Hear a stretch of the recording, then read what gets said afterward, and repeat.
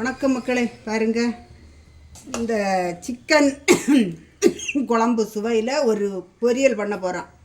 அதுக்கு ஒரு கைப்பிடி அளவு பூசணிக்காய் அரிஞ்சு வச்சுருக்கோம். கொஞ்சோண்டு ஒரு 100 கிராம் அளவுக்கு சின்ன வெங்காயம் அரிஞ்சு வச்சுருக்கோம். பச்சை தக்காளி இருக்குது பார்த்தீங்களா, பச்சை தக்காளி எங்கள் மாடியிலேருந்து பறிச்சது. பச்சை தக்காளி அரிஞ்சு வச்சுருக்கோம், ஒரு 3 தக்காளி. இது கொஞ்சம் போல் புடலங்காய் அரிஞ்சு வச்சுருக்கோம். வாங்க பார்ப்போம். சட்டி அடுப்பில் வச்சாச்சு. கொஞ்சோண்டு எண்ணெய் சேர்த்துருக்கோம். கொஞ்சோண்டு கடுகு சேர்க்குறோம். கடுகு பொரிஞ்சாச்சு. இது கொஞ்சோண்டு சோம்பு, எங்கள் மாடியில் விளைஞ்ச சோம்பு. ஒரு ஏலக்காய், இங்கே பாருங்கள், ஒரு ஸ்டார் பூ, ஒரு கிராம்பு, இத்திரோண்டு பட்டை. அது பொரிஞ்சாச்சு. பொடியாக நறுக்கி வச்சுருக்க பூண்டு, பச்சை மிளகு, இஞ்சி இதுவெல்லாம் இதில் சேர்க்கணும். ஈஸியான முறையில் சிம்பிளாக பண்ணக்கூடிய ஒரு பொரியல். இந்த சின்ன வெங்காயத்தை இதில் தட்டி கிண்டணும். இந்த சின்ன வெங்காயம் எங்கள் மாடியிலேருந்து நான் அறுவடை பண்ணி எடுத்தது பார்த்துடுங்க. இதுக்கு கூட இந்த பச்சை தக்காளி மாடியிலேருந்து பறிச்சிட்டு வந்தது பார்த்துருங்க. இந்த பொரியல் பண்ணுறதுக்காகவே பறிச்சிட்டு வந்தது பச்சை தக்காளி. இதெல்லாம் இதை கிண்டி விட்டு வேக விடணும். பாருங்கள், வெங்காயம் வந்தாச்சு. இந்த புடலங்காயை இதில் கூட சேர்த்து கிண்டி வேக விடணும்.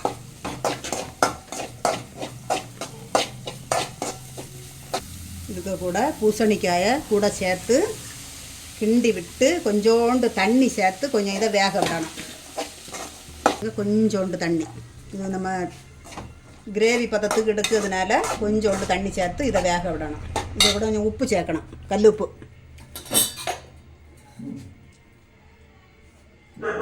கொஞ்சோண்டு கல்லுப்பு சேர்த்து மூடி போட்டு மூடி வைக்கணும். வெந்தாச்சு. இதுக்கு கூட கொஞ்சோண்டு மிளகுத்தூள், இந்த மஞ்சள் தூள், ஒரு ஸ்பூனு கரம் மசாலா இவ்வளவும் சேர்த்து இதை கிண்டி விடணும். கிண்டி விட்டு மல்லிக்கீரை, கருவேப்பிலை, வாசம் கமகமன்னு இருக்குது பாருங்க.